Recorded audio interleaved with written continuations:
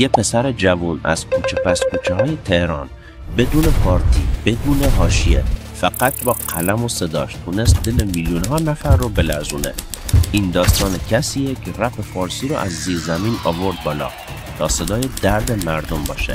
این داستان یاسه.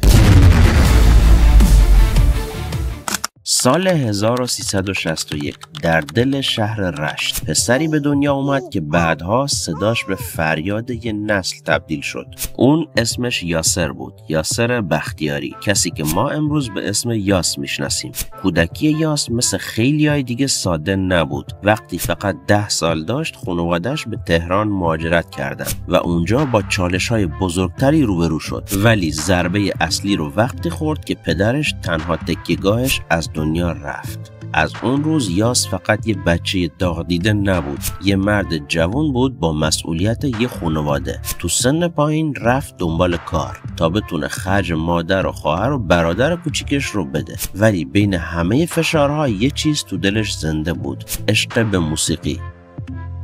وقتی اولین بار با رپ آشنا شد فهمید این سبک همون چیزیه که میتونه باهاش دردش رو فریاد بزنه. توی اون زمان رپ فارسی نه شناخته شده بود نه مجاز، ولی یاس تسلیم نشد. توی خونه آهنگ میساخت، بین دوستاش پخش میکرد و کم کم صدای بی صدای خیلیا شد. وقتی آهنگ بچه‌های خیابونی رو منتشر کرد جامعه شوکه شد. یاس از کودکانی گفت که به جای بازی دنبال نون بودن، از نسلی که تو خیابون قد کشید نه تو خونه. آهنگش به قدری قوی بود که حتی صدا و سیما بخشی از اون رو توی یه مستند پخش کرد. بعد با هویت من از فرهنگ ایرانی دفاع کرد. تو سرباز وطن از غیرت گفت، از سرزمینی که با وجود همه مشکلات هنوز دوستش داره. و توی من ادامه میدم شاید شخصی ترین آهنگش از جنگ با خودش گفت. با وجود همه سانسورها، ممنوعیت‌ها و فشارها، یاس هنوز ادامه میده، چون باور داره تا وقتی یکی هست که صدامو بشنوه باید حرف بزنم.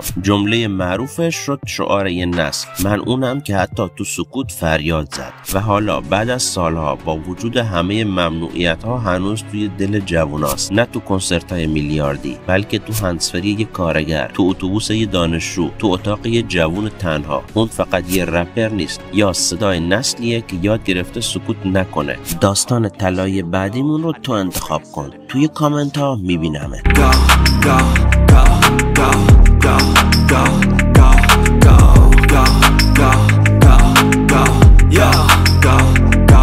Go